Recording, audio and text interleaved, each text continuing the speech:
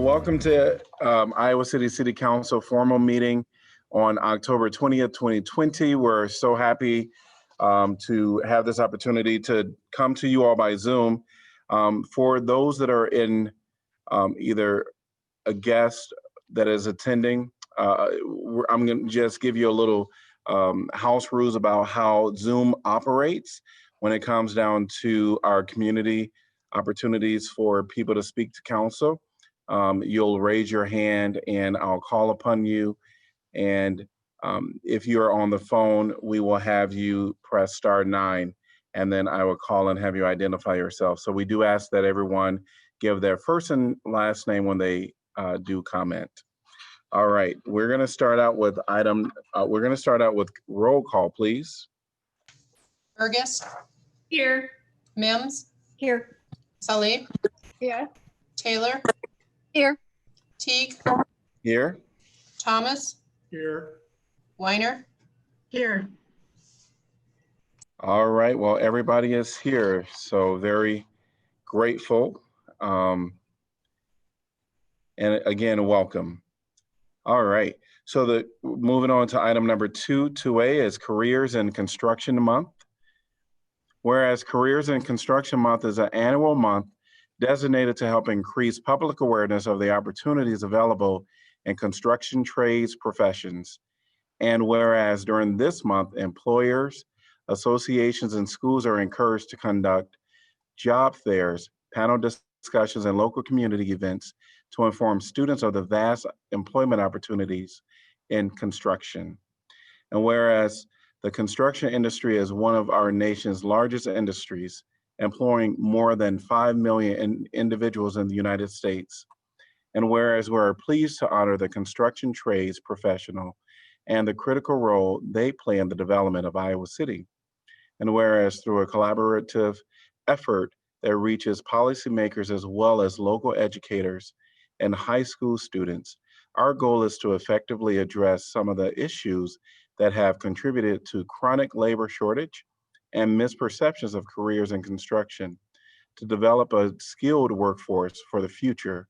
And whereas the NAHB Student Chapters program is dedicated to enriching the educational experience of students by offering them firsthand exposure to the real world of the building industry through NAHB membership, educational programming, and networking opportunities.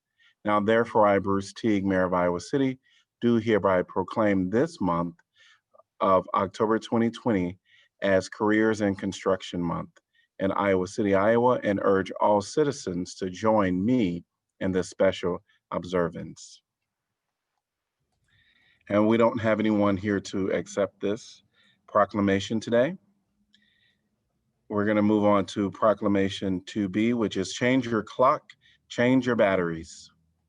Whereas the City of Iowa City is committed to ensuring the safety and security of all those living and visiting our city, and whereas fire is a serious public safety concern, both locally and nationally, and homes are the locations where people are at greatest risk from fire. Whereas between the hours of 11 p.m. to 7 a.m. are the peak alarm times for fire deaths when people tend to be asleep. And whereas almost 2/3 of home fires in the United States resulted from fires in homes with inoperable smoke alarms or no smoke alarms. And whereas the designation of a special day to remind residents of Iowa City to change the batteries in their smoke alarms, time to coincide with the fall ritual of changing clocks, would greatly diminish the chance of this tragedy occurring in Iowa City.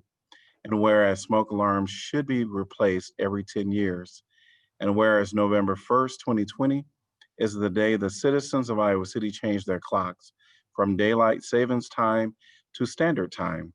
Now, therefore, I, Bruce Teague, Mayor of Iowa City, do hereby proclaim November 1st, 2020 to be Change Your Clock, Change Your Battery Day in Iowa City, and urge all residents to change their smoke alarm batteries, install new smoke alarms where needed, and to replace smoke alarms if they are 10 years old or older. And here to receive this today is our Fire Marshal, Brian Greer. Oh, good evening, Mayor Teague and City Council. Thank you for your service and this is one of those things that we really want to make sure that we have people with smoke alarms. As stated in there, it's really about 3 out of 5 home fire deaths result in properties with no or non-working smoke alarms. And 2 out of every 5 of non-working smoke alarms either are missing the batteries or they have them disconnected. So as we near the time to change our clocks back, we encourage you to change your batteries too. Whether it's a battery operated smoke alarm or a smoke alarm hooked into your electrical wiring that just has a battery backup. That's on Sunday, November 1st. We want to change the clock back an hour. And while we're doing that, let's change our batteries in our smoke alarms so we can all stay safe. Thank you for letting me, having me on the council, and I hope everybody stays safe. Thank you. Thank you. Thanks to you and your dog for your comments today. All right, thank you. Great. All right. And we are going to, could I get a motion for the consent calendar, which is items 3 through 8? Can we pull out item 6E, please? I need to recuse myself on 6E. Okay. So then could I get a motion for the consent calendar 3 through 8 minus 6E? So moved, Weiner. Could I get a second? Second, Saleh. All right, seconded by Saleh. And then would anyone from the public like to address this topic? If so, please raise your hand and I will call upon you. And this would be addressing any item that is on the consent calendar with the exception of 6E. I do see one hand raised. Oh, okay. I see no hand raised. Council discussion. Roll call, please. Burgess, Yes. Mims, Yes. Slee, Yes. Taylor, Yes. Teague, Yes. Thomas, Yes. Weiner. Yes. Motion passes 7-0. Item 6E, because I think we're gonna have Councilor Mims recuse herself at this point. We'll call you when we're done with this item. I mean, unless you're okay. Is council just okay with her being in silent, but typically they have to leave.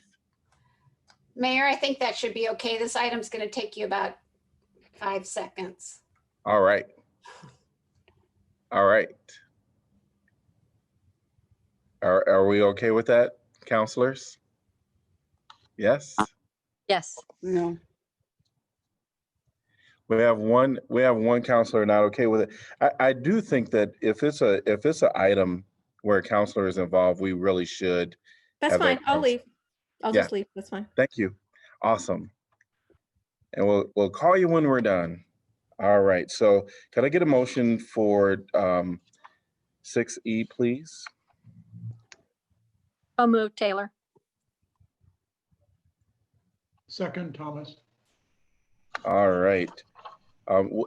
Is there anyone in the public that would like to address this topic? If so, please raise your hand. And 6E is Tamarack Ridge subdivision.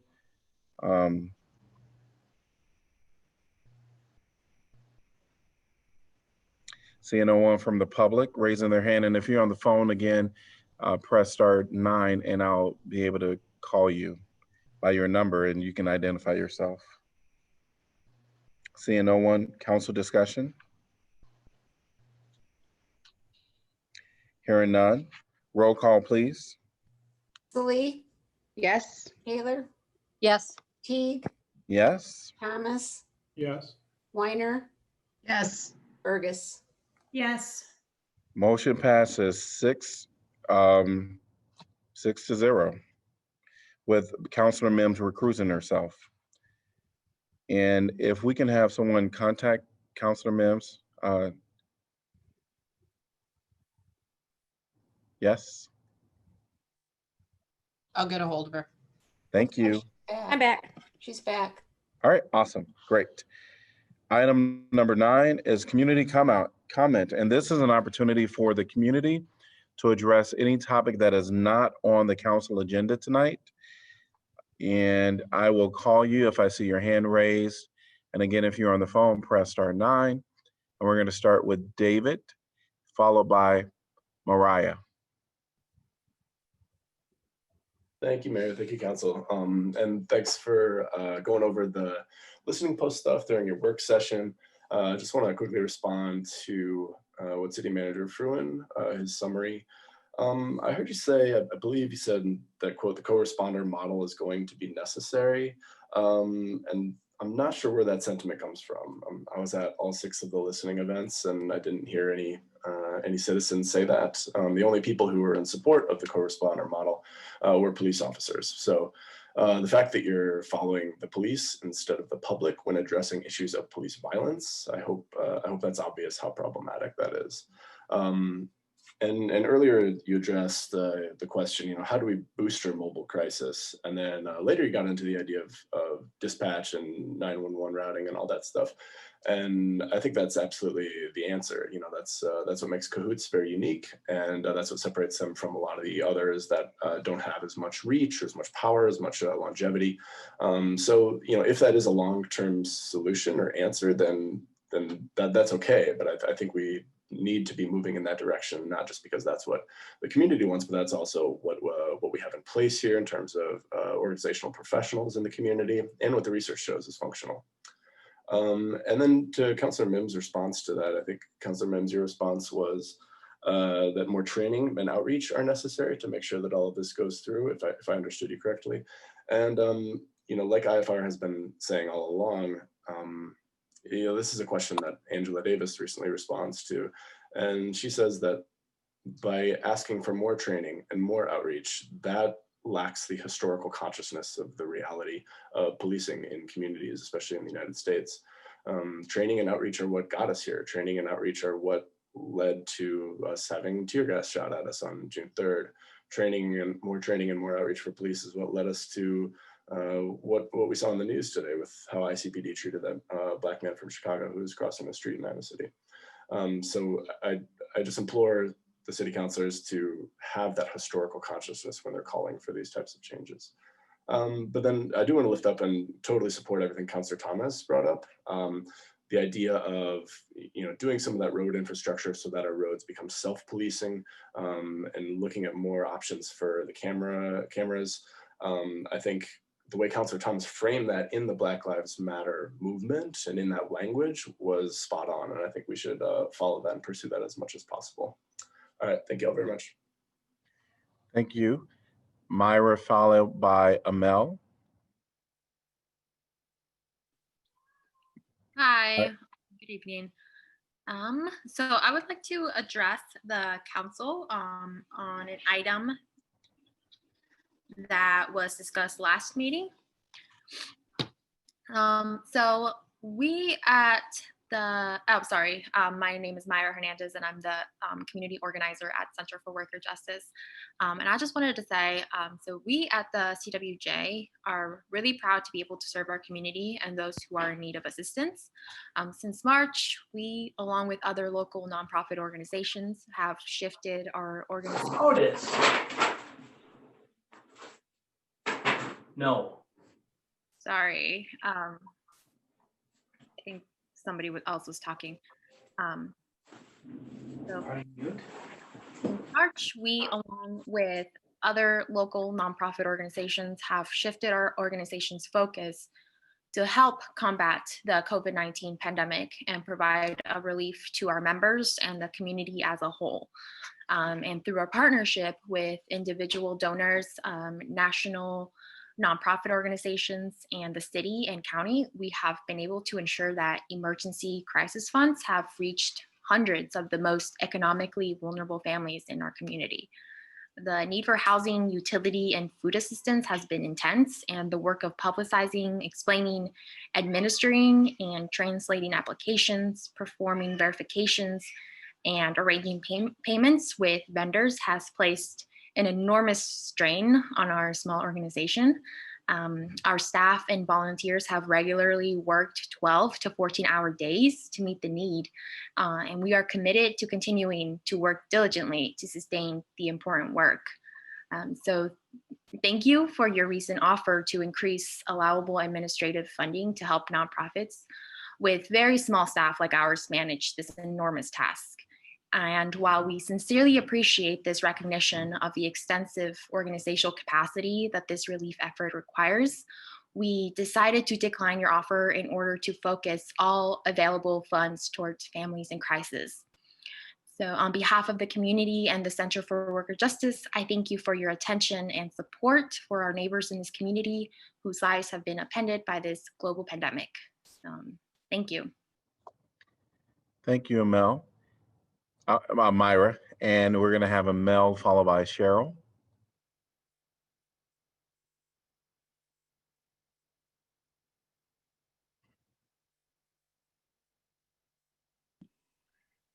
Can you hear me now? Yes. Okay. Hi, my name is Amel Ali. I listened to the meeting a little bit ago, and I just wanted to comment on some of the things some of the council members said, specifically when Janice was talking about the taillight situation. And I know that we already do have a program here that involves police pulling over someone. I think a good solution to that would be looking at nonprofits in those neighborhoods that may have lower income, like the neighborhood centers of Johnson County. A lot of people who live in those neighborhoods tend to trust the people who work at their neighborhood centers. So I would think that maybe something good to try would be to let them be kind of involved on it, whether it be, you know, having police come there without uniform and showing them how to change lights or things like that. But I think reaching out to community members and community leaders who already have the trust would probably be a good place to start. And then also with the decriminalization of pot issue, I know that you guys had mentioned how important that is to bring up to your legislators. And I think that that is important. And I know that there's only so much that you guys can do as council members, but I think a lot more pressure needs to be put on the prosecutors who are deciding to prosecute these mundane pot charges. They're choosing to spend their time prosecuting these people. So I think that, you know, we kind of should look at that situation too. And then the last thing, and David kind of brought this up and I kind of wanted to bring it up a little bit more. He talked about the situation with Officer Neild pulling over a guy for jaywalking. If you council members haven't watched the body cam video, I really think that you should. It's really awful.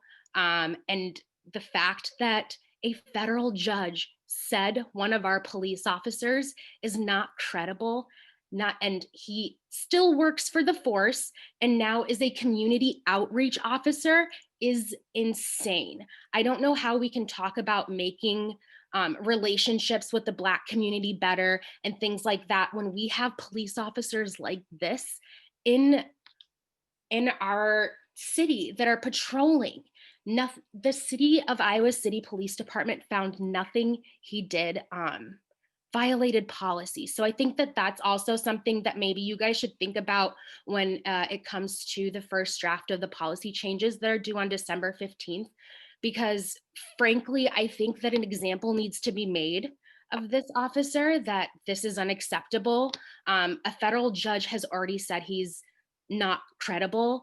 How can we trust him to pull over and have a gun and patrol our streets? And not only that, he's now working through community outreach. It's mind baffling. So I would encourage all of you council members to watch that video and the article from KCRG that came out, because it is really disturbing and it's disheartening to know that this is just happening under everyone's nose and nothing is being done about it. Thank you. Thank you. We're going to have Cheryl followed by Lucas.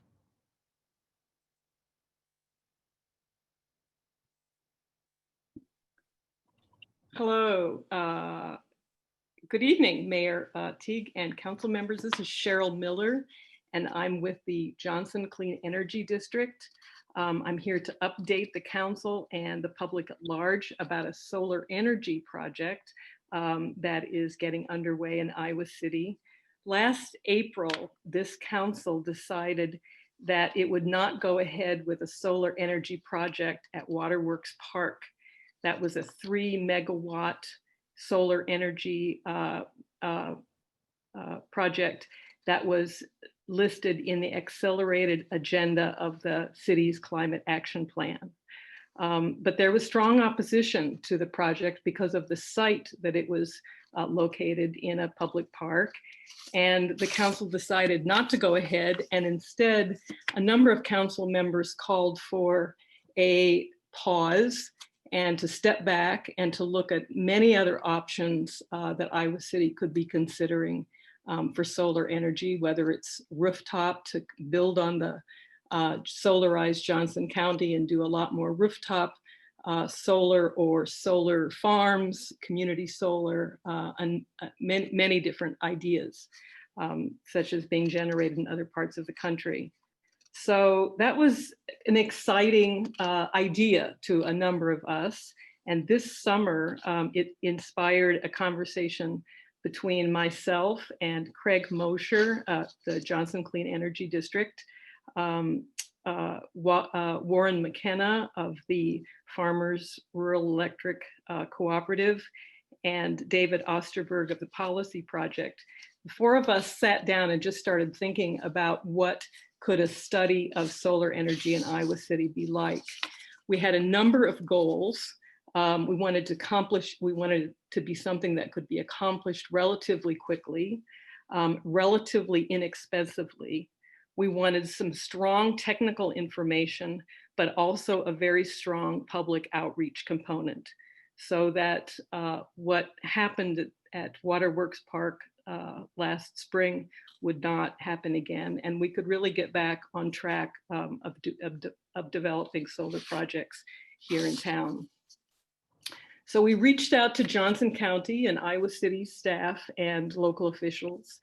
We talked to some experts. We talked to the University of Iowa and various other stakeholders, and came up with a draft concept and a plan, scope of work that we think could accomplish our goals.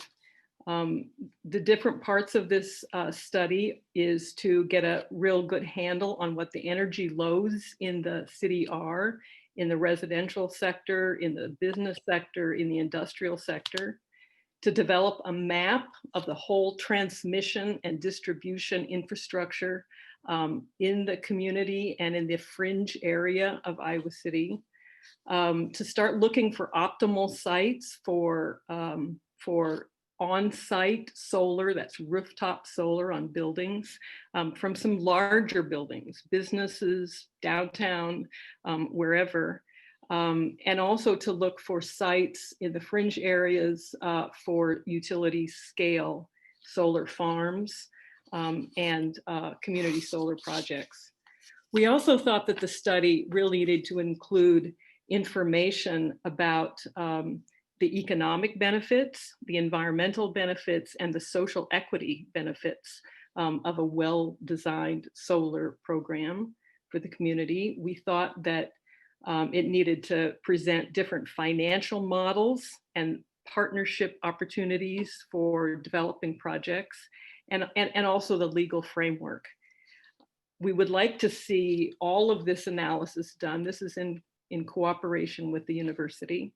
And we'd like at the end of the study to be able to come up with at least one 3 megawatt or larger project that could be undertaken in the very near term so that we don't get too far behind in that schedule that is laid out in the accelerated agenda.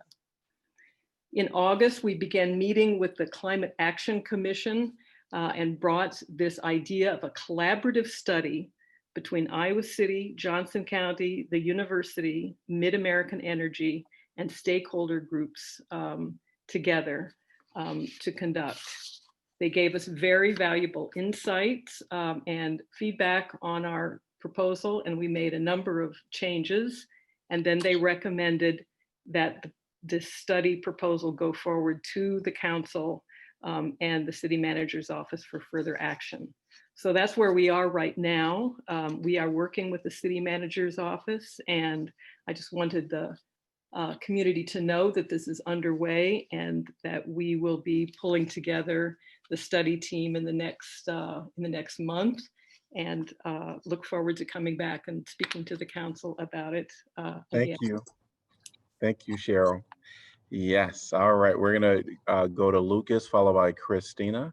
And I'm going to ask that people keep their comments 3 to 5 minutes. I should have mentioned that in the beginning. Welcome, Lucas.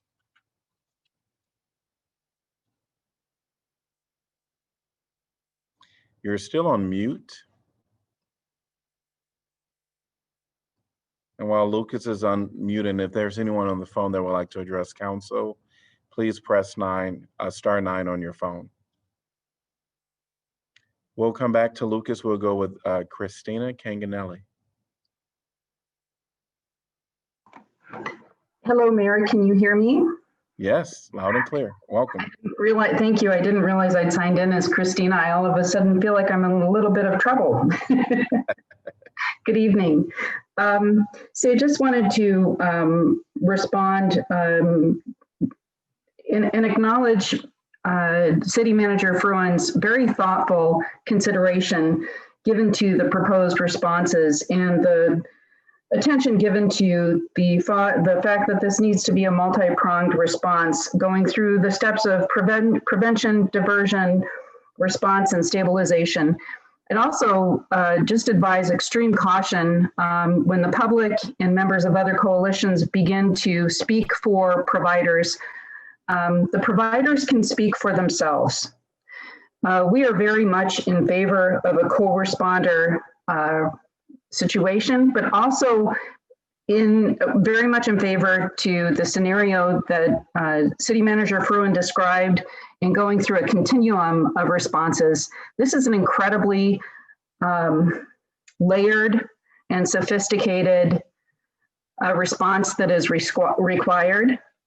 It is an incredibly layered situation that we face in these kinds of responses. So I just want to affirm again that the providers are very capable of speaking for themselves. They have spoken for themselves, and we should not be co-opted in being named as anonymous providers have given feedback. We do not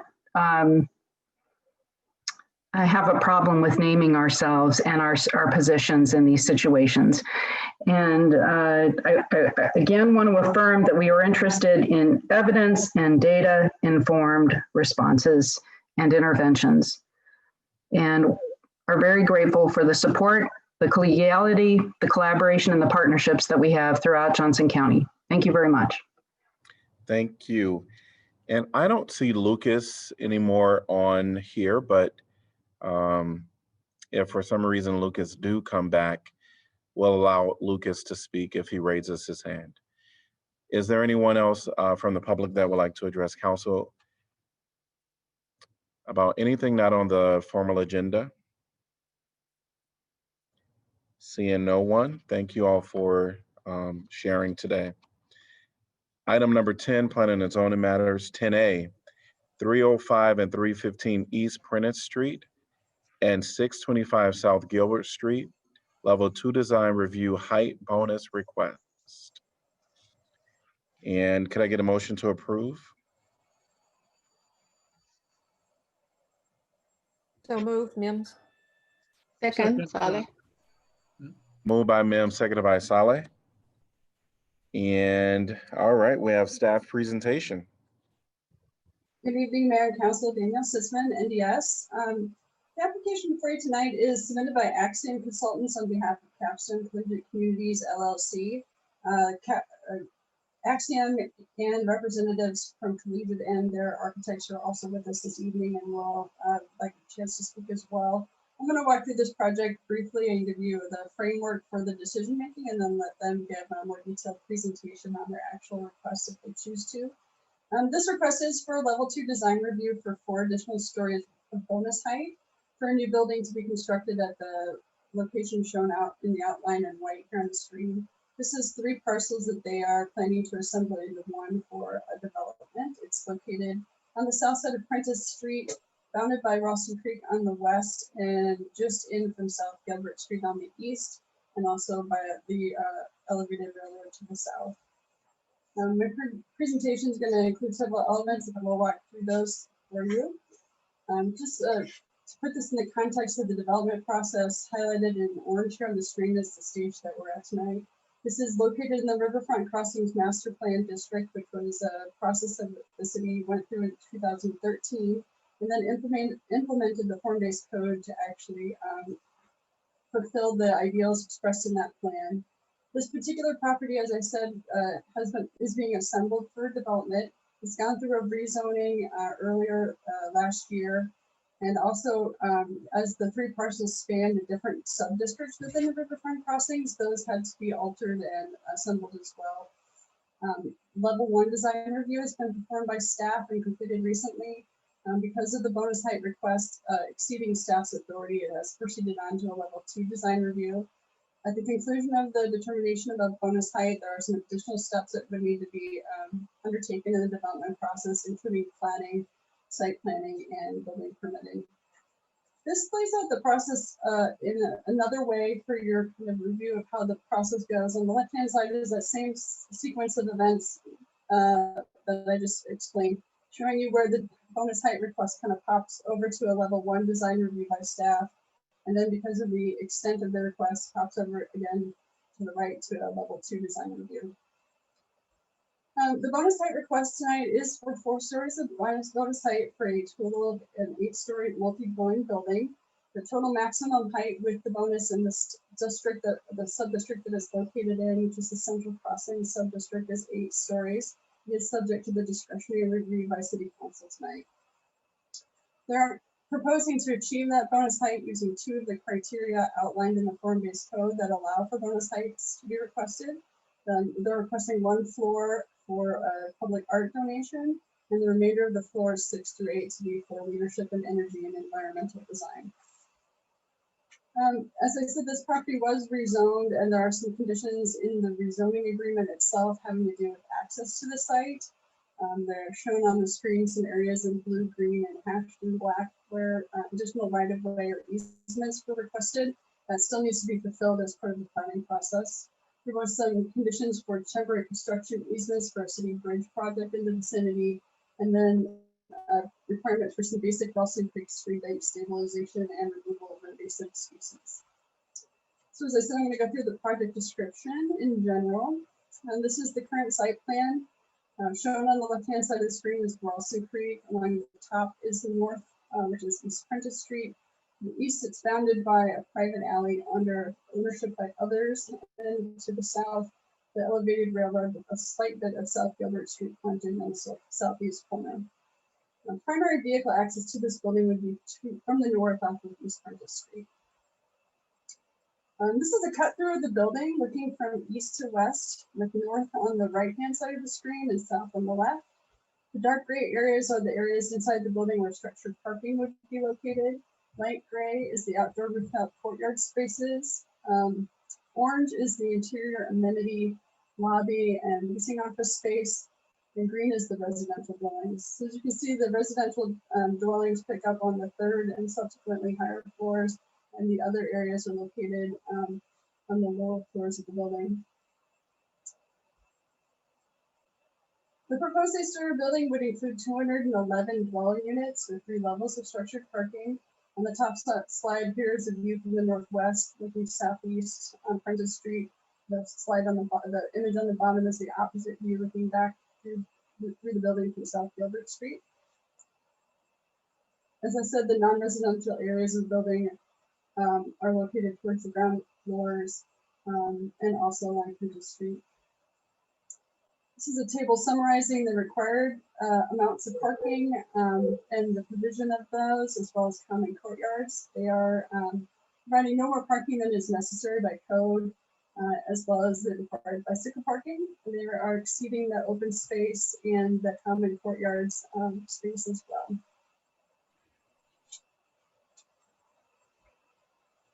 Again, a little bit more for the project detail.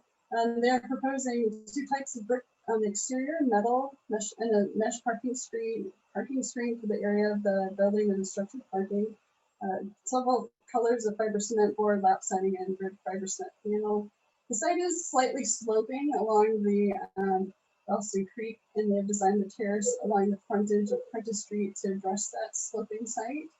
As I said, it's also adjacent to the Ralston Creek and has a creek frontage and a floodplain. So the lower levels of the building are sensitive to the flood proofing requirements that the city will impose in those areas. As far as design review goes, there are several general design review prerequisites for any bonus height, and then specific ones for the criteria that the applicant might use for additional bonus height. The general design review criteria have to do with demonstrating excellence in building and site design, using high quality building materials, and designing the building in a manner that contributes to the quality and character of the neighborhood. Kind of going in reverse order on those, the building is, as I said, located on a sloping site. The applicant will likely walk you through the massing study again, showing how it blends with the neighborhood.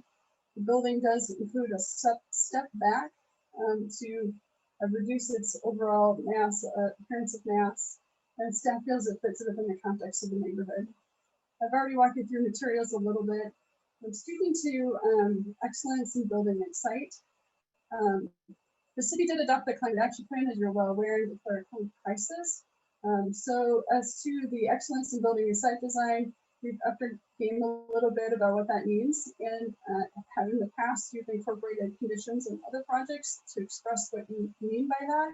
We've carried those conditions through to this project as well. And those include 3 conditions that staff has recommended be included in this application as well. To preview those, they have to do with the number of points being achieved in the LEED new construction standard regarding optimized energy performance, so an improved energy performance provision. Second, the installation and maintenance of rooftop solar. The applicant has studied the potential for rooftop solar and proposed 42,000 kilowatt hours annually as appropriate for the shape of their roof. And third, the installation and maintenance of only low flow plumbing fixtures in the residential units and common areas. Regarding the specific approval criteria that they're asking for, the first one being public art. This is a financial contribution to the city's public art program equal to 1% of the sum of the construction costs for the building as defined by our code. Funds are used by the city for public art within the Riverfront Crossings district, not necessarily on this site. However, the applicant has proposed that their site might be an appropriate area for that. Ultimately, that would be decided by the public art committee. The applicant has agreed to make this contribution prior to the issuance of the building permit. The second specific approval criteria regarding leadership in energy environmental design, or LEED. There are 2 potential ways to achieve this criteria. One is through energy efficiency, or alternatively, design using best management practices to minimize stormwater runoff impacts, or stream bank stabilization and restoration, specifically of Ralston Creek or the Iowa River. Those are expressed in the form-based code as ideals that we'd like to fulfill. That criteria does require a long-term maintenance plan.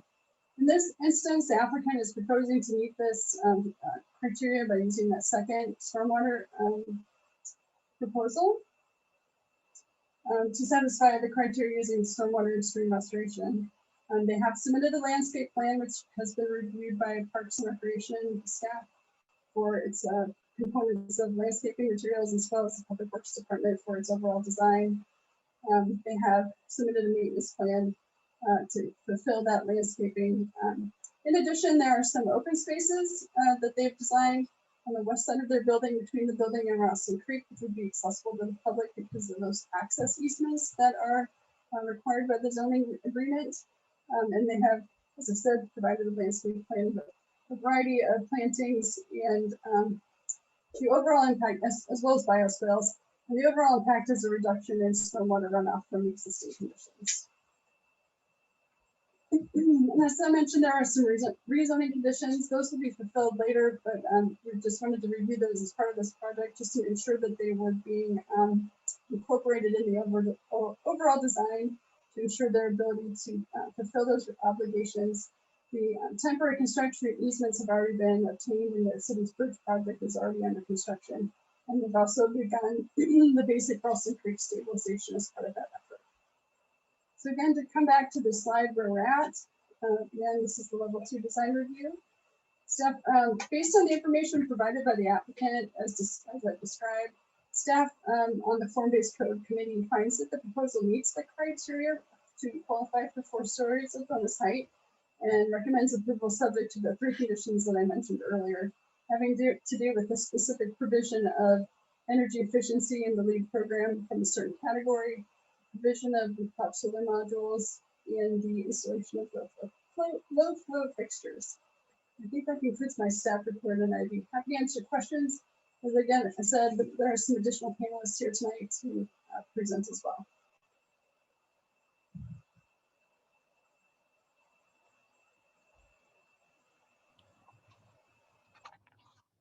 Look like you're getting away with no questions. All right. Would anyone from the public like to address this item? If so, please raise your hand, and we ask that you keep your comments 3 to 5 minutes. If you're on the phone, press *9. Mike Welsh, welcome.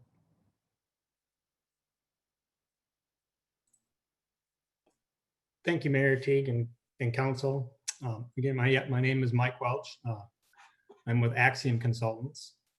And tonight, I guess I would like to kind of walk you through a little presentation and thank Danielle for doing a nice job of summarizing the project and kind of getting us all back up to speed. It's been going on for a while now through the rezoning process and then through design review with staff. So if we can go through that presentation, that would be great. I'm not sure how to share my screen with you. Give me 1 second and I'll promote you to a panelist. All right, thank you, Kelly.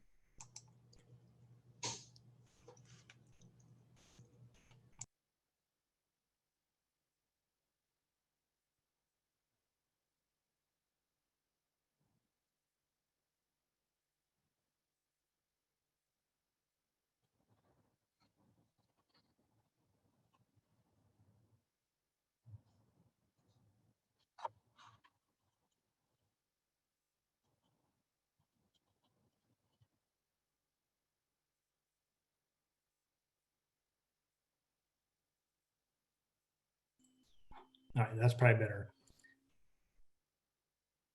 So as Danielle went through, I'm presenting on behalf of Capstone Collegiate Community in partnership with Niles Bolton Associates, the architect, and Loberbaum, McNair and Associates is our landscape architect that's been assisting on the project. I wanted to kind of just give you kind of at a glance, just to look at the building and the features. So we have 211 units. It's comprised of 266 bedrooms, primarily studio and 1-bedroom units, with a couple 2 bedrooms and a few 3-bedroom units. As Danielle mentioned, on the parking, it is structured parking, and we meet the code requirement. We have 2 extra parking spots, but pretty ideally parked. And same thing, we're allowing for the required bicycle parking inside the building. As we look at the exterior of the building, this view would be the facade north, so on Prentice Street, looking at the face of the building. as Danielle mentioned, we have the required 10-foot step back after the third floor, mix of materials on the building. I think the real important thing to recognize here is if you picture that site today, it's the old City Electric site. So there is one continuous curb cut along Prentice Street. This project will actually create that pedestrian space that starts on the corner of Prentice and Gilbert and continues down through Ralston Creek and then up the hill to Dubuque Street, kind of getting that, meeting the requirements of, or the intent of the riverfront crossings code to create those pedestrian spaces. And that space continues around on the west side of the building as you enter the creek space. Here's kind of another view of that. So now we're on the northwest corner of the building, and you can see that pedestrian plaza that we have on the front of the building and around the side, and providing that access down Ralston Creek. And again, that step back continues around the corner. So although we're 8 stories tall from the street, we kind of step that back so we minimize that impact of the tall building. Again, here's the northeast corner down the private alley that's owned by others. And again, you can see that step back and how we're kind of blending that in as you go across Prentice. We are adding street trees in. Unlike this rendering shows and working with the city staff, it was requested that those trees be between the curb and the sidewalk, so they'll kind of pull out to the street side and kind of shade the street and give that separation from the building and the street. Again, focus on that pedestrian experience as we walk down Prentice Street. Here we are on Gilbert Street, the property. Because it's comprised of those 3 parcels, we do have a little bit of frontage on South Gilbert.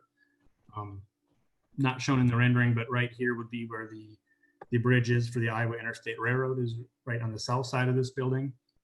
So here we do kind of have that storefront look and kind of more of a front, and then the building does step back behind that again to accommodate for that additional height. Here's the building in plan view. And this is an aerial image taken earlier or late last week. So we can see the building at 225 East Prentice is in here now with their trail system on the west side of Ralston Creek, our proposed trail on the east side of Ralston Creek, which continues around behind the building out to South Gilbert. Again, focusing on that pedestrian experience. If you're a pedestrian and you're trying to go downtown, you don't need to go up the hill necessarily on Gilbert Street. You can get off a busy street and come back through this public space that we've created along Ralston Creek, between Ralston Creek and the building. We're proposing kind of a set of limestone stairs and plaza area again down on the bank of Ralston Creek.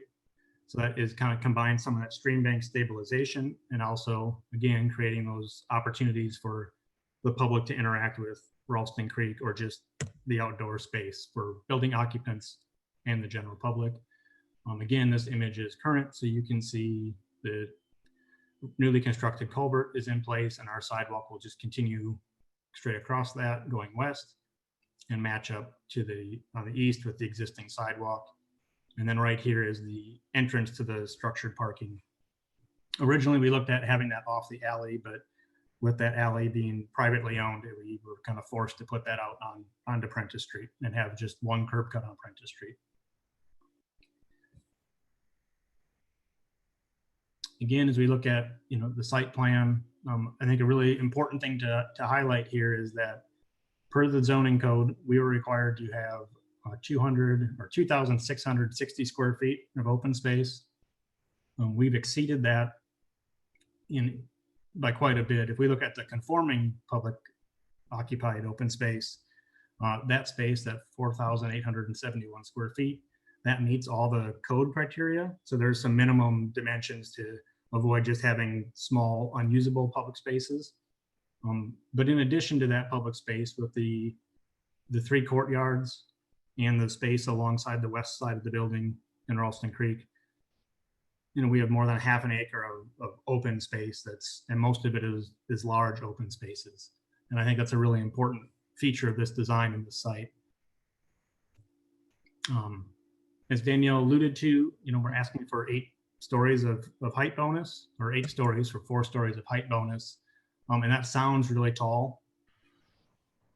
This site is kind of uniquely situated in that we're down in Ralston Creek, and South Gilbert Street and Dubuque Street are both quite a bit higher than where we are. So we put this graphic together during rezoning, and I think it's important to revisit it. This just shows our building is shown in red. And then we have some of the adjacent buildings. So the 601 South Gilbert Street is the building immediately east. The mansion is on the corner of Prentice and South Gilbert. 225 Prentice Street is the building directly west of us. And then 620 Dubuque Street is on the corner. And if you look and compare that, our building is, even though it's 8 stories, is only 6 feet higher than the 620 South Dubuque Street. And then obviously, if we look at it compared to the rise, it doesn't compare at all, with the rise being further up the hill and a taller building. But all that to say that this building really does fit the space well, and is a nice space to use that bonus height. Again, Danielle alluded to the massing studies that we did. In the picture on the left, we're at the corner of Dubuque Street and Prentice. Here's the 620 Dubuque Street building I alluded to. The gray building that's shown here is 225 East Prentice, which was just completed this past year. And then the white building is a representation of our project. And you kind of can see from that view, it doesn't stick out, and it does blend in. Similarly, if we turn to the intersection of of South Gilbert and East Prentice, you can see our building here. And in this one, we don't show the step back in that massing. So that piece will even set back further. But again, it seems to fit in well with its surroundings.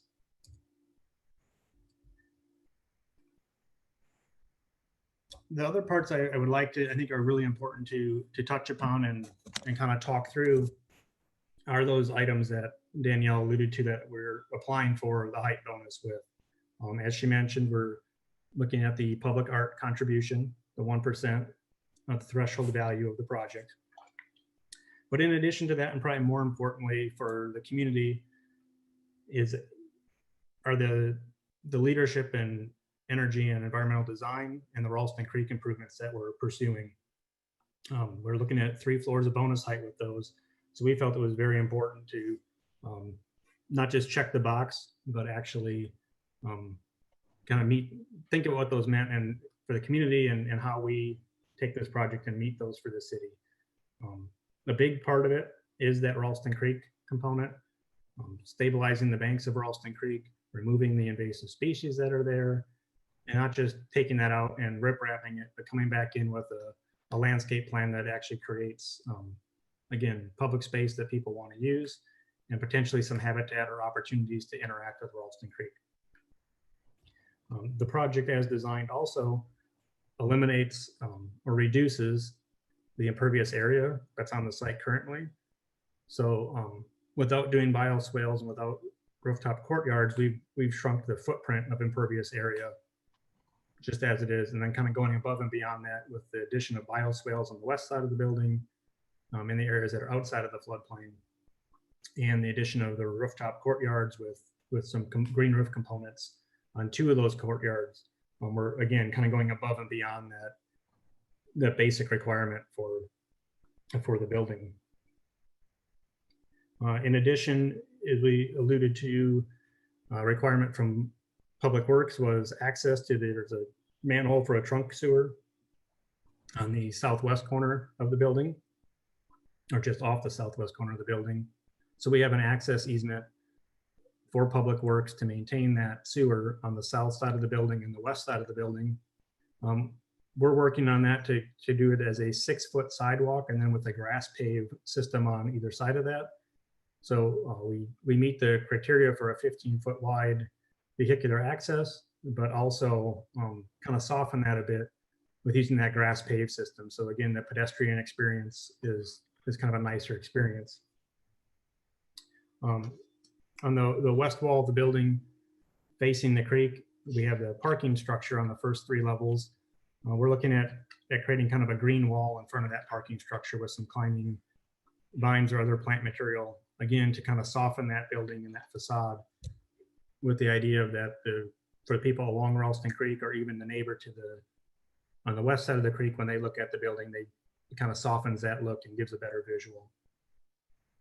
On the building efficiency side of things, as was discussed previously, we are committed to low flow fixtures in the building and working with staff. And then, just so everyone knows, a low flow fixture is a fixture that exceeds code requirements by 20%.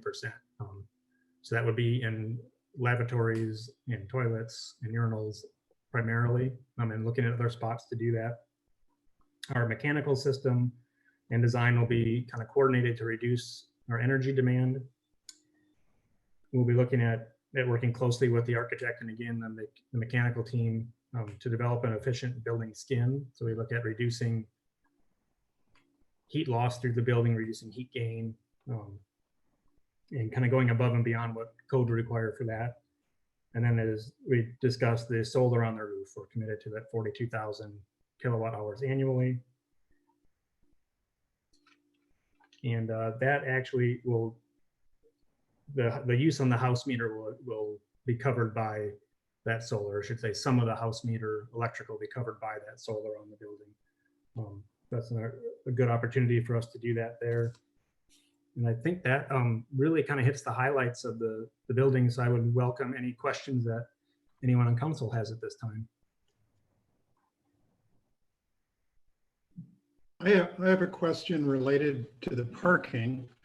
And it would be, if we did not have a minimum parking requirement, what would your supply of parking been less than what you're showing now?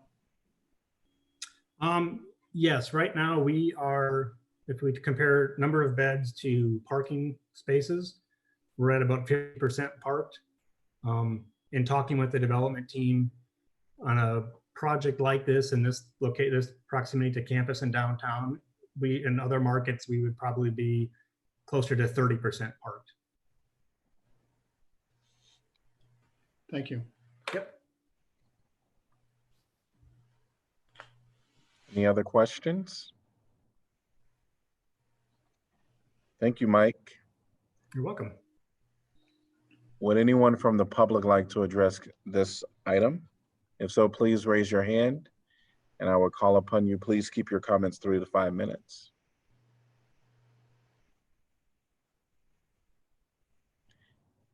Seeing no one, and if you're on the phone again, just press *9. Council discussion.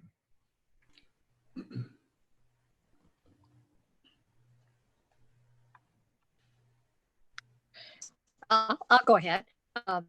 They are requesting bonus height for leadership and energy design, and I'm pleased to see the plans to qualify for this bonus are by utilizing the LED silver standards, rooftop solar, which is very exciting, low flow fixtures, as well as an awareness of stormwater runoff, utilizing green features and landscape plans that include trees. John probably likes that.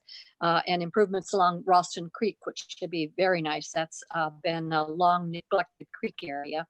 My hope is, though, that they don't skimp on other energy efficiency kinds of items when it comes to using such things as like LED lights. I encourage that, and efficient appliances. I will support this resolution. However, I have to admit that it was, I was disappointed that it was billed as student housing.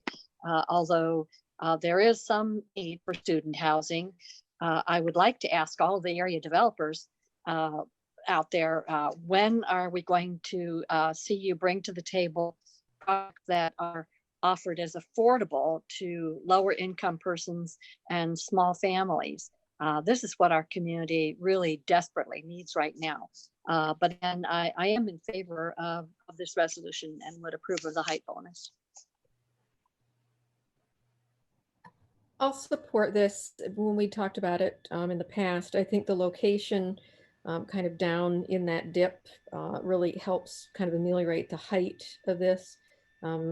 Things that Pauline said about energy efficiencies, et cetera, and the art money. I'm glad to see those in terms of getting the bonus height.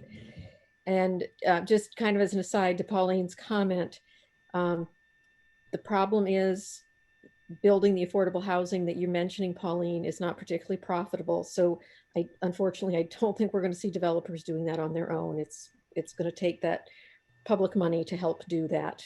New construction is very expensive, and it's understandable that they're looking to make a profit on what they're building. But I think this is a good location, and again, good location for that particular height. So I'll support it. I'm going to be supporting it as well. My question regarding the parking, I think it just speaks to me how we still, I hope we can look at this a little bit more carefully, because the height of the building, if we had been able to reduce the parking requirement, that would have brought the building height down.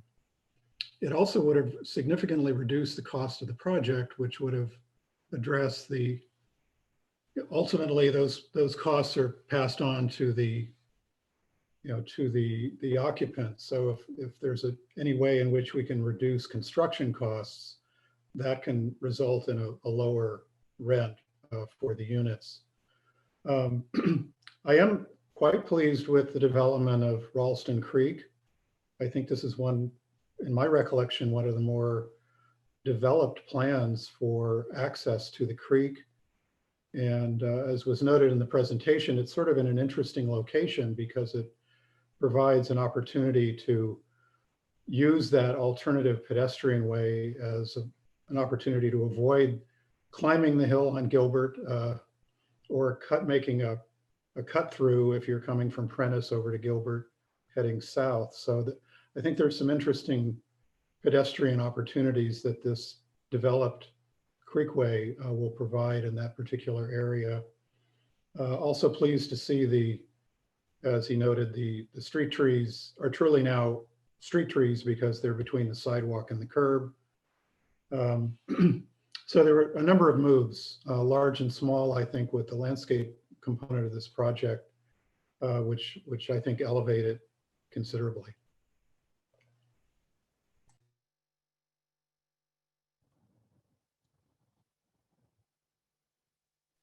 I'm also supportive of this project with staff's additional recommendations that were set forth, and am grateful to have at least, I think, been in on one of the decisions that set those criteria for a prior project. So it wasn't all new to me as a new counselor. But since I wasn't here for the rezoning portion, I don't know if this is a question more for staff or for the applicant, but the Riverfront Crossings District, probably at the rezoning stage, or I think in the conditional zoning agreement, it references the requirement for affordable housing. Do we have a sense yet, maybe if the applicant knows if they'll be selecting on-site versus the fee in lieu that would be allowed?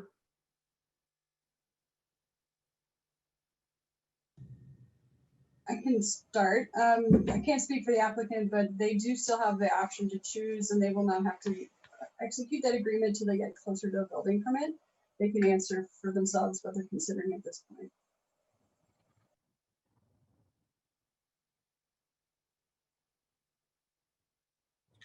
So we'll have Mike answer that one question, please.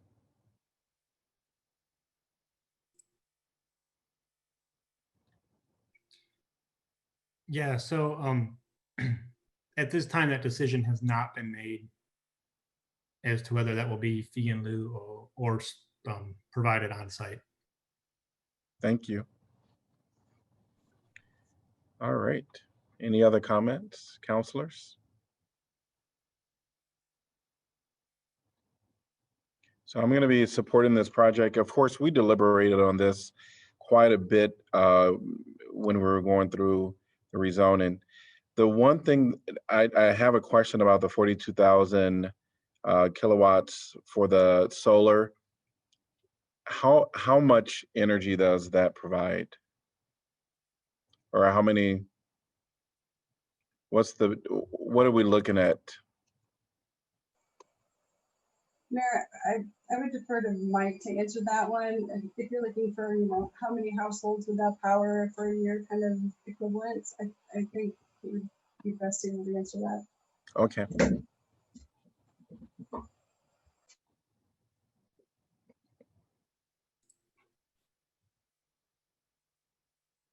And Mike, we'll have you answer that, please. Okay. Yeah, so this is where I'll have to admit that as a civil engineer, I only took one circuits class. And so on a specific number of households or what that equivalent would be, I don't really have a number for you. We can get that for council and come back with that number if you need it. It is only for the projected demand of the house meters. That would be the amenity spaces, the hallways, the parking structure. It is only a portion of that usage. And that number was kind of determined looking at the available space on the roof. Once we allow for like edge setbacks, so the fire department needs space to get up on the roof, and then there's mechanical units, the heating and cooling units will be on the roof. So we kind of did the solar based on what was left for usable space on the roof, and that's kind of how we got to that number. Thank you. I would imagine that is not a great impact on, but there are some other things, the conditional agreements that I think are great. It was mentioned about the parking. In this area, parking probably is less needed, especially when we're considering it being a walkable city. And so I will support this project. And even though I understand that it costs a lot of money for affordable housing to be in a new development, I would also reiterate the importance of allowing individuals that would qualify to be in this building, if they do choose to allow and not take the fee in lieu of, the opportunity that people have to be in that space is much more valuable, in my own opinion, than any fee in lieu of. So that's what I would encourage you all to do, is to actually allow students to experience living in this building and not doing the fee in lieu of, but I will support it.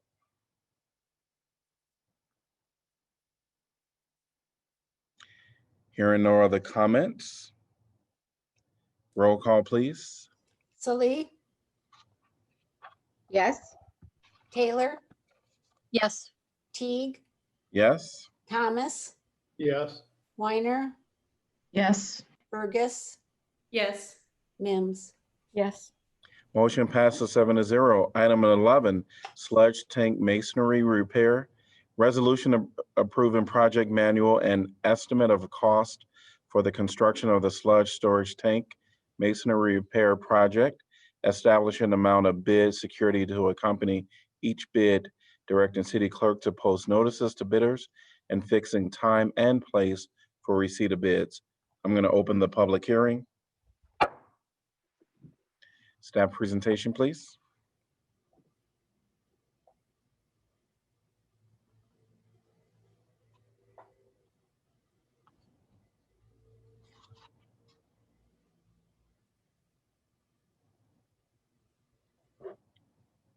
Hear me? Hello? We can hear you. Yeah, this is Ben Clark from the engineering division, and I'm here to talk about the masonry repair project. So for those of you that don't know, our wastewater treatment plant is on the far south edge of town, right next to Kicker Soccer Park. This is a 2017 image of the wastewater treatment facility. And very generally speaking here, this is our headworks. So that's where wastewater is pumped up into the plant. The influent pump station is about 3 or 4 stories deep. We're going to have a project next year to replace an influent screen, and we can talk more about that next year. Generally speaking, these clarifiers separate the liquid stream from the solid stream. Liquids are treated over here. Solids are treated over here in our digester complex. And this is where our project's going to be. So zooming in on our digester complex, again, very generally speaking, our solids, or we call them sludge at this stage, they flow from the east to the west. We heat them up to about 130 degrees in these tanks, cool them down to around 100 degrees, and that kills all the pathogens. And then we store them in this sludge storage tank, and that's kind of a holding tank until we can press them. We can press the sludge and we turn it into a cake that then gets field applied. But our issue here today is with the sludge storage tank. And one thing to notice here is that the cover on this tank is a little bit different than the other covers. It's a pretty lightweight aluminum dome. And we can look a little bit more at that. So last February, we noticed that the bricks started to fail. And what had happened was the aluminum dome, it had some flashing on it that was leaking. It was allowing moisture back behind the brick facade. And we also had a problem with drainage, that the water that was getting behind there wasn't draining out. So we had a failure on the brick wall. And I'll go to the next picture. This is what it looks like today. I know this looks a little crazy, but most of this came down by staff. Staff pulled it down so it wouldn't fall down on anyone. So this project will completely rebuild the brick facade on this tank. Pretty straightforward. The two things we're going to do to prevent that from happening again is we're going to put a cavity wall flashing, and it might be a little hard to see here, but there's going to be a little bit of flashing here, and it's going to be sealed, and that'll keep the moisture from getting behind the brick wall. And then we'll make sure we have good drainage through the brick and behind the brick. So pretty straightforward project. Are there any questions?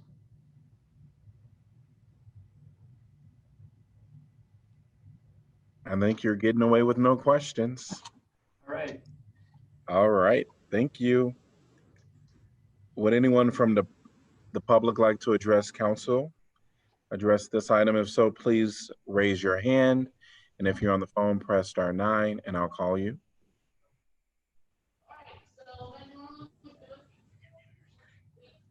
Seeing no one, I'm going to close the public hearing. Can I get a motion to approve? So move, Saleh. Second, Taylor. Moved by Saleh, seconded by Taylor. Council discussion?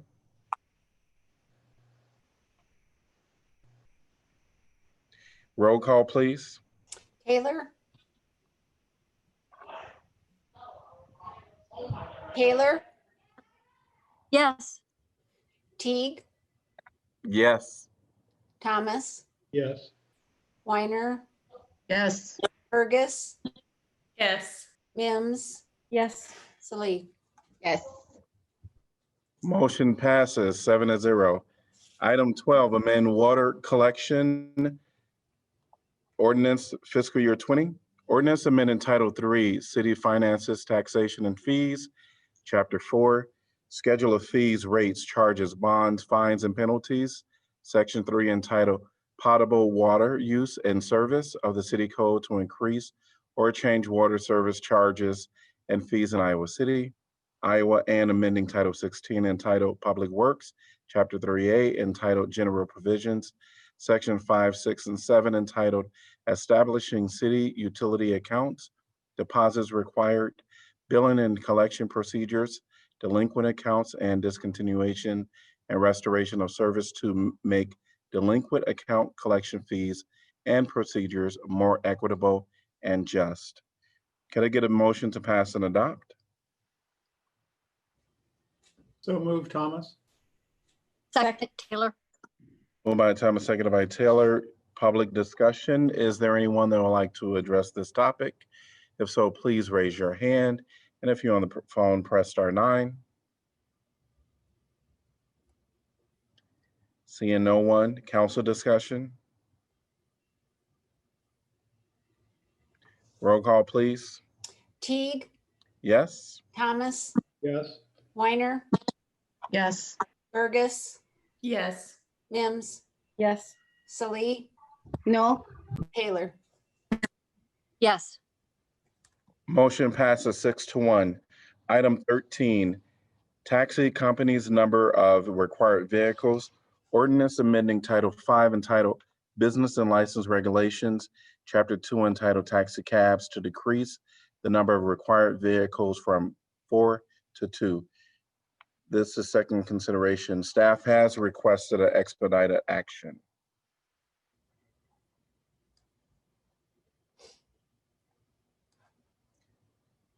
Could I get a motion to waive second consideration? Yeah, sorry, I had to unmute myself and I had minimized my screen, so I couldn't see myself.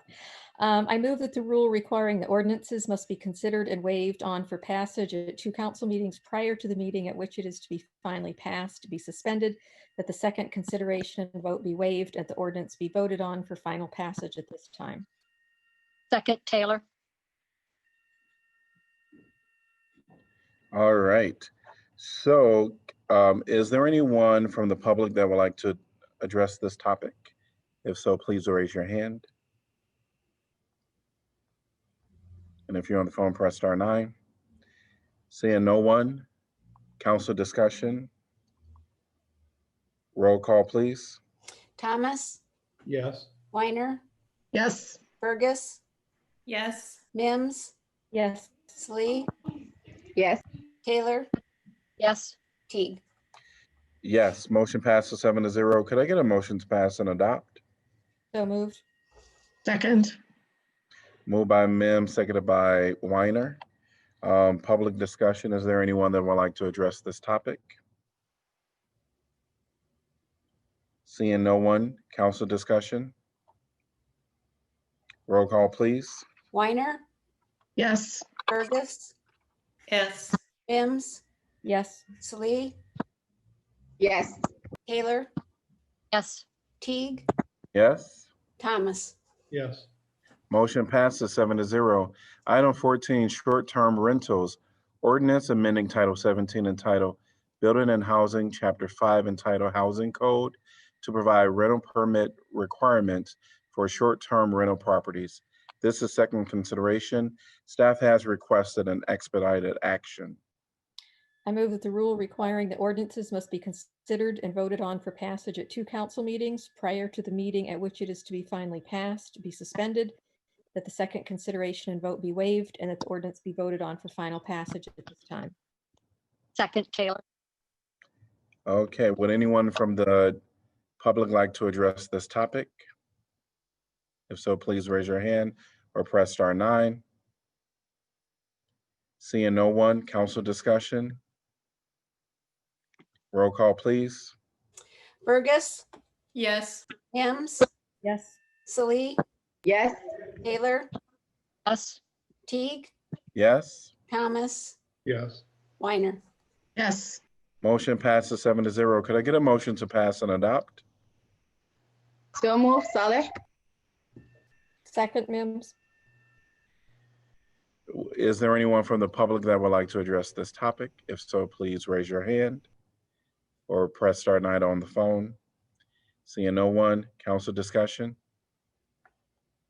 Roll call, please. Mims, Yes. Slee, Yes. Taylor, Yes. Teague, Yes. Thomas, Yes. Weiner, Yes. Burgess. Yes. Motion passes 7-0. Item 15, fiscal year 20, annual action plan amendment number 2. Resolution approving amendment number 2 to Iowa City's fiscal year 20 annual action plan. Could I get a motion to approve? So move, Saleh. Second, Weiner. All right, do we have staff presentation? Hi, this is Tracy Highshoe, Neighborhood Development Services. This is an amendment. This is your third round of CARES Act funding that is coming to us. As you recall, the first round and the second round, we are dedicating 60% to eviction or foreclosure prevention, 40% to nonprofit relief for them to respond to COVID. So the third round, which is for $424,128, we propose to use as a small business assistance program. We are working with our economic development partners to develop that program. This would provide the amendment that we need to send to HUD to get approval so we can enter agreement for these funds. And then we can develop that program, choose a program administrator, and then proceed with that economic development assistance to nonprofits, or sorry, for small businesses. We have had HCDC, the Housing Community Development Commission, review. They reviewed it. The only comment we received are the ones from Maria. And then at the meeting, HCDC basically, if the money was to be used for small business assistance program, their comments were that they wanted to ensure the business provided livable wages and benefits. There's a preference for minority owned businesses, and that there was a preference for micro enterprises as well. So those were the commission's comments. And so now it goes to you for consideration. I'm here for any questions if you have them. I do have questions about the livable wages. That's just a recommendation, but that's not a requirement that is in place right now. Is that correct? No, there's no federal requirement that would require that. That would have to be a local decision. Okay. I think one of the, of course, we would love livable wages to be the criterion, but some of the, businesses that we're hoping to be a part of this, such as the BIPOC population, if small business owners, they may not be at the level where they, are paying livable wages. And livable wages to me, or across the country, typically means $15 or more. And I think that will limit some of the individuals that would benefit from this. So I wouldn't be supportive of that part of it. I just wanted to just make that statement because it will, in my opinion, omit some people that really could benefit from this opportunity.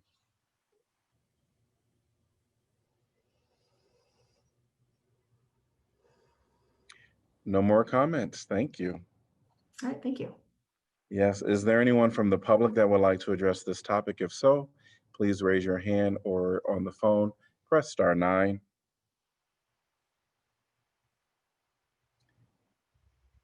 All right, council discussion. I actually do have a quick question for staff, sorry.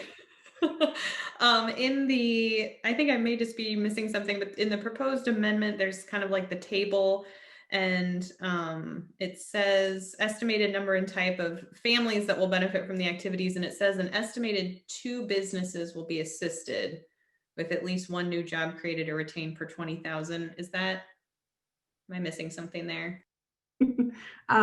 That's probably a typo, but is at minimum, I think it was getting at how much money per assistance you have to provide for FTE, maybe a federal requirement. We are anticipating that out of 424,000, we probably assist about 27 businesses. Now, micro enterprises, we can determine if we're going to have a preference category. We can have preferences for BIPOC businesses who have not received any prior federal state assistance. So we do an estimate about if we've been talking to some of, like I said, our economic development partners. We probably provide up to $7,000 for businesses that have no employees. They're micro enterprises, up to $15,000 for those businesses that have less than 25 employees with sales of $1 million or less, and they could get assistance if they have employees up to $15,000. So we're estimating 27 to 30 businesses that we'd be able to assist with these funds. Thank you.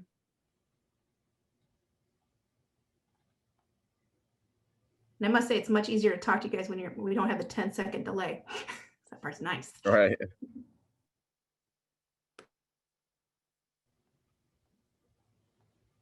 All right.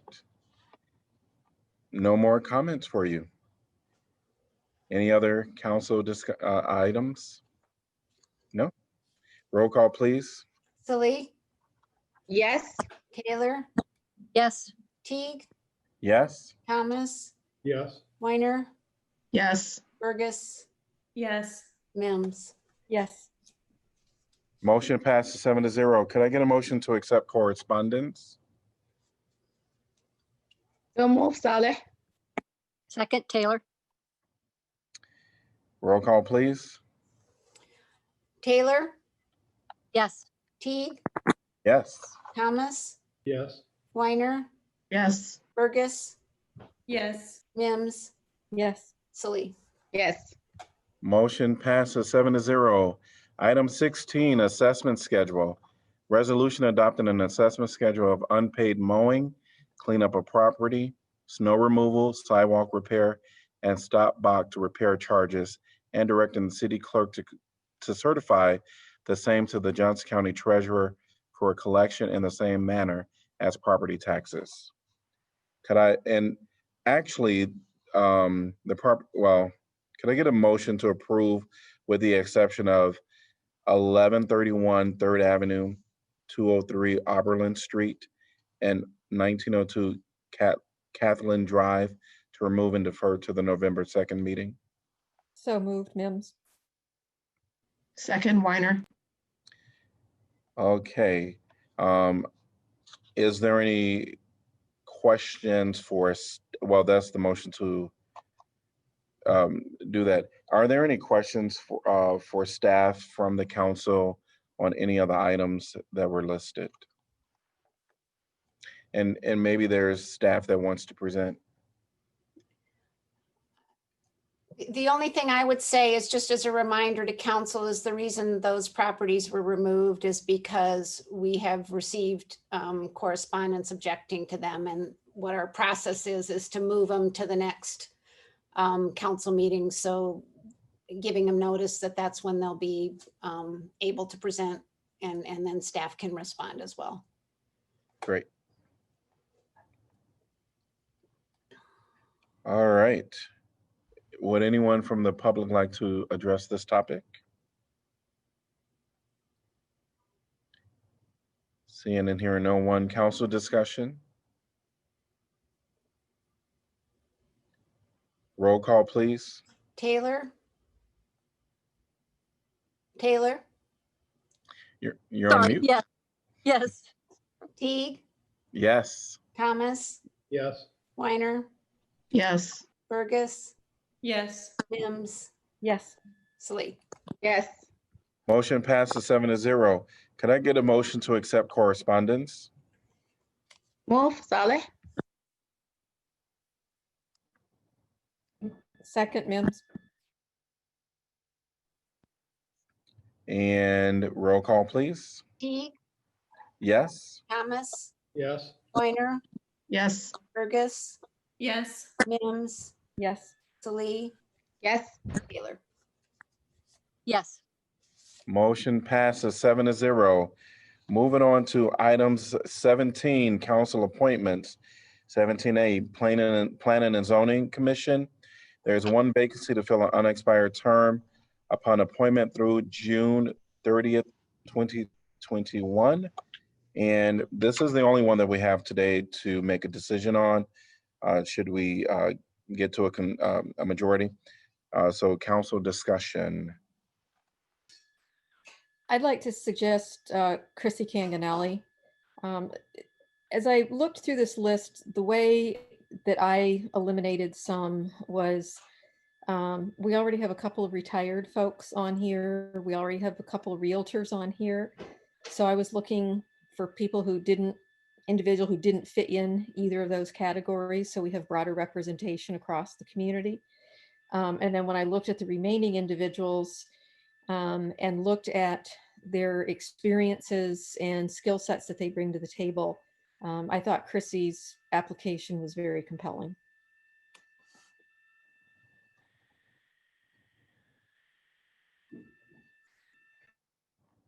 I would like to suggest Maggie Elliott.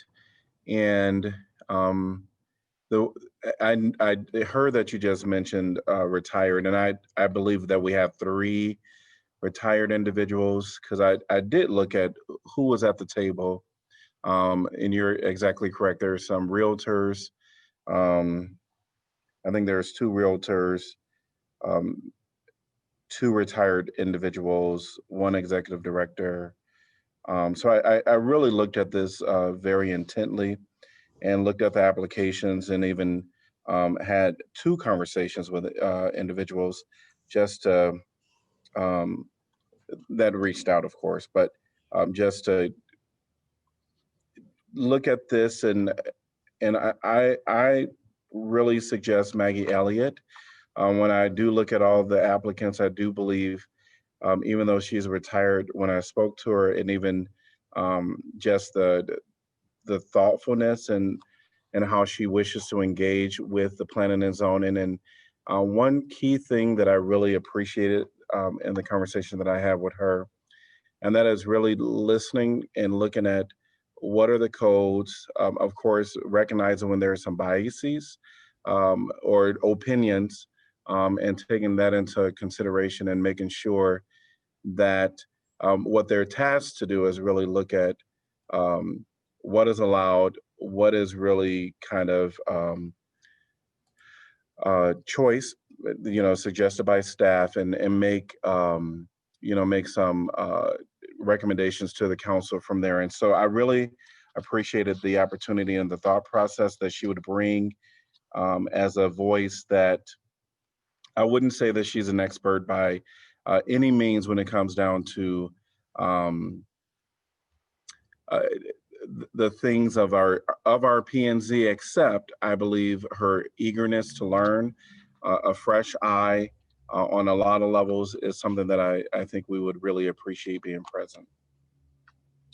Well, I'm going to give my support to Susan's recommendation, Chrissy Canganelli. She does have a background in urban and regional planning, and having served on P&Z, it really is a challenging assignment. So having some background in the work that is done on P&Z, I think helps anyone serving on that commission to be able to contribute in a more rapid fashion, so to speak. But I think what really struck me in her application was mentioning the fact that she's experienced with and deeply values working with others to build consensus. I hold that value very dearly to my heart. I think it's extremely important as it relates to how we plan and zone Iowa City. So that certainly suggested that she would be we would be well served to have her on the commission. I certainly appreciate both Susan and John's recommendation of Chrissy, and I do admire Chrissy for the work that she does with the shelter house, but I do have concerns that, especially now during we're continuing the COVID crisis and continuing to have folks that need her services and her help. I think that she kind of has her plate full, and I agree with the mayor on Maggie Elliott. The one thing I did like and appreciate about Maggie was that she reached out to me by phone to talk to me, as she may have done others of you on the council too. And I appreciate that call because I believe that it's an indication of an applicant's true interest in the position when they actually reach out and make contact. And we had a very nice discussion about why she would like to serve on that. And so I would like to see Maggie Elliott.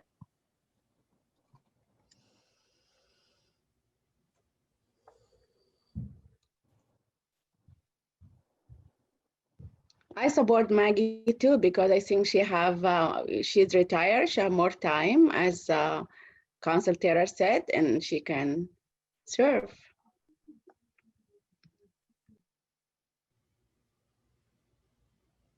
So Dennis and Laura to say what they want to say, but I think for council members to judge who has time and who doesn't have time is inappropriate. I think people can make that judgment for themselves. I can say whatever I want to say, Susan. Ma'am, she is retired. She have more time. She can serve. I was actually just going to say something similar to what Councilor Mims just said. I'm not going to prejudge people's time because it's often the busiest people who manage to make time for a whole variety of things. There are a couple of things that I've come to appreciate about Chrissy Canganelli over the years, one of which is that she understands what it is to deal with NIMBYism. And I think that's a really important skill to have when you're dealing with P&Z, and also the need to essentially look outside the box at what variances may be useful or necessary in order to create different and new uses that are valuable to the community. Well, as I review the applications, both Maggie and Chrissy looked good to me. So I really hate to be the decider. Maggie did reach out to me, and I know her. We both serve on a nonprofit board, 5224 Good, together. And I know Chrissy, of course, from her work at Shelter House. So coin flip.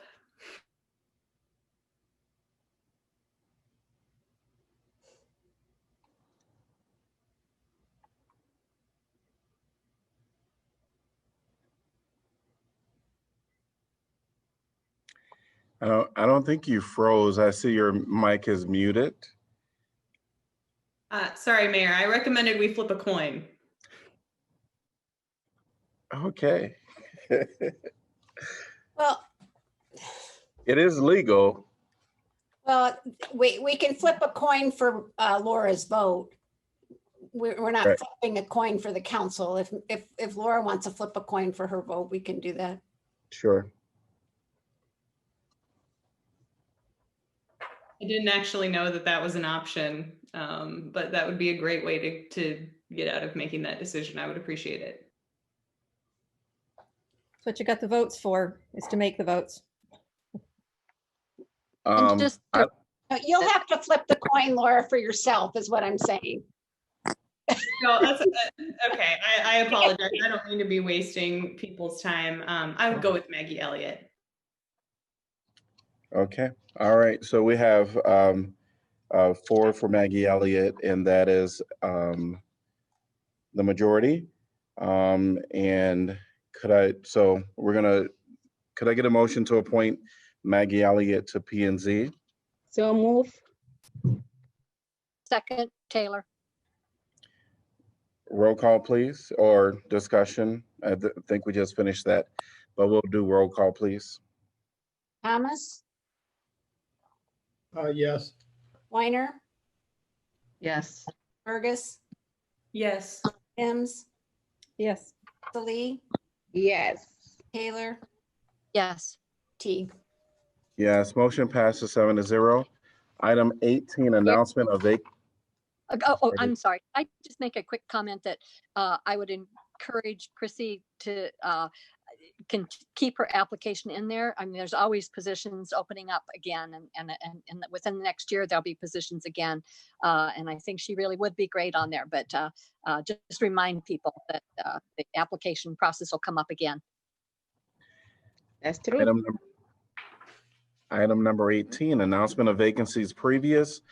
Ad hoc Truth and Reconciliation Commission, 9 vacancies, term effective upon appointment, June 30th, 2020 through June 30th, 2022. Appointment zoning, airport zoning board of adjustment, 1 vacancy to fill a 5-year term, January 1st, 2021 through December 31st, 2025. Board of Adjustment, 1 vacancy to fill a 5-year term. Board of Appeals, licensed electrician, 1 vacancy to fill a 5-year term. Climate Action Commission, 2 vacancies to fill a 3-year term. Human Rights Commission, 2 vacancies to fill a 3-year term. Parks and Recreation Commission, 2 vacancies to fill a 4-year term. Public Art Advisory Commission, 2 vacancies to fill a 3-year term. Senior Center Commission, 2 vacancies to fill a 3-year term. Applications must be received by 5 p.m. Tuesday, November 10th, 2020. Public Art Advisory Committee at Large, 1 vacancy to fill an unexpired term. Application must be received by 5 p.m. October 27th, 2020. Historic Preservation Commission, East College Street, 1 vacancy to fill a 3-year term. Historic Preservation Commission, North Side, 1 vacancy to fill a 3-year term. Historic Preservation Commission, Woodlawn, 1 vacancy to fill an unexpired term. Telecommunications Commission, 1 vacancy to fill a 3-year term. Vacancies will remain open until filled. And then we're at item number 19, which is UISG, and I think I saw Ryan. Good evening, And we had Council. Anna on earlier. Yes, I had to be on an election forum thing for a class, so I had to miss the work session earlier. But just really only one thing tonight, and I think that's just to say to encourage people to please vote. Early voting is happening this week in the IMU and the Iowa Public Library, and you're able to vote at these satellite voting locations if you're not able to make it to your polling place, or if you haven't voted by absentee by mail. So just want to encourage all students. It's really easy to vote. You can change your registration right at the polls. So please go vote and stay safe. That's all from me tonight. Great. All right. We're at item number 20, City Council information and updates. So just jump in there wherever you want to give an update. I'll start then. We had a joint entities meeting yesterday. It was very brief, but had a lot of good information. It was very interesting to learn what an eponym is. Apparently it defines a person after whom a place is named. And you've hopefully been following in the news, because in this case, the term refers to Dr. Lulu Merle Johnson, who was apparently the first Black person to receive a PhD at the University of Iowa. So I believe the Board of Supervisors found a very fitting person to have behind the Johnson County name. So that's something to look forward to and hear more about. It was also great to hear and see the GuideLink Center update given by Matt Miller, who is the project manager. It's coming right along. I believe he said it's about 80% finished and should be able to open up in the planned date, January, February. And that's so exciting. That's going to be, it's a much needed service that we have. Last Thursday, I attended the ribbon cutting ceremony for the newly renovated Highlander Hotel. I believe the owner's name is Angela, and I want to applaud what she's done to maintain the iconic nature of the original Highlander, which has been a part of Iowa City since 1967. That's a long time to be a fixture of the town. Many of us have a lot of great memories of the Highlander. She incorporated a large green space courtyard that's been added, and the renovated pool area is really beautiful. These are tough times to be starting a business, which is technically what she's doing. And they are accepting guests now, so encourage people to stay there. And I wish them well in that endeavor. So I also would encourage people to stop by there and see for yourself the transformation of it, because it's truly remarkable what she's done to renovate that building. Let's see here. Oh, yes. And just a reminder of the other ribbon cutting ceremony coming up. It was brought up earlier about the South District Neighborhood Mural Project. Remind you again, if you haven't seen it, also drive by there to take a look at that. 4,400 square feet of mural that was painted by the residents of that neighborhood. It's very colorful, very beautiful. And again, the event is from 3:30 to 5 o'clock this Friday, October 23rd, outside the Faith Academy, 1030 Cross Park Avenue. You're encouraged to park at the Pepwood Plaza parking lot, and please wear masks. That's all.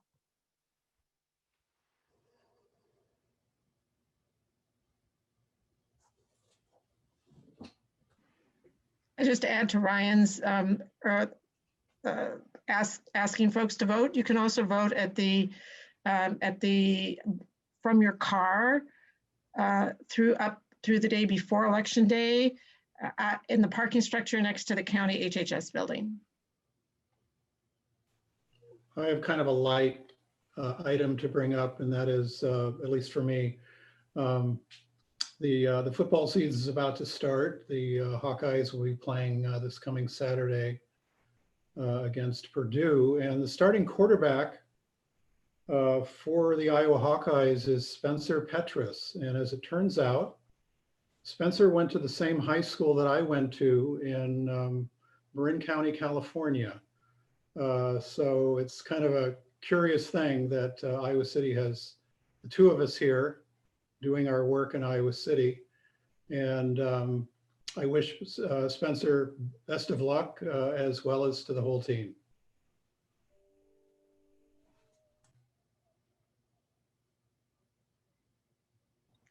All right. Well, I wanted to just mention that this past Saturday, the Iowa Latino Hall of Fame took place for their 2020 induction ceremony. And we are very fortunate to have someone that is here locally. Actually, they live in Washington, I believe. But during this Hall of Fame, the induction of Gabriela Riviera was inducted. She's a University of Iowa employee who has started several initiatives to recruit, mentor, and sponsor underrepresented populations in business. So we want to thank Gabriela for all that she's done. I actually was able to attend virtually and was really moved by some of the words that she said about her interactions in advocacy. And I know that she did some shout outs to CWJ as well as some other organizations locally. And was really impressed with her leadership, and certainly it really her words resonated where you just knew that this induction was something that was well deserved. So wanted to give another shout out to her and say congratulations.